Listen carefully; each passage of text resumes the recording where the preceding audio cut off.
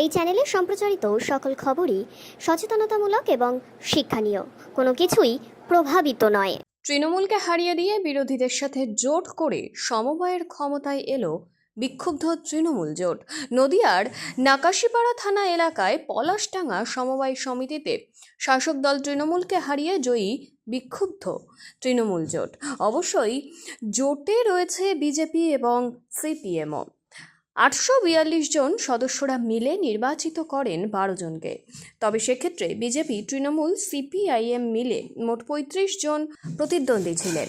দিন গণনার শেষে 12 জন জয়ী প্রার্থীকে বেছে নেওয়ার ক্ষেত্রেও মূল তৃণমূল প্রার্থীদের থেকে বিক্ষুব্ধ তৃণমূল, বিজেপি এবং সিপিআইএম জয়ী প্রার্থীদের সংখ্যা বেশি হওয়ায় সকলে মিলে গঠন করেন নতুন বোর্ড। বিষয়টিতে রাজনৈতিক গুঞ্জন শুরু হয়েছে ইতিমধ্যেই। আসনের লড়াই আপনাদের এখানে মোট 12টা আসনের লড়াই। তাতে 35 জন প্রার্থী এখানে মনোনয়নপত্র জমা দিয়েছেন, প্রতিদ্বন্দ্বিতা করছেন। 12 জন নির্বাচিত হবে। সাধারণ এখানে কৃষিজীবী মানুষ যারা সভ্য আছে তাদের ভোটাধিকার প্রয়োজন।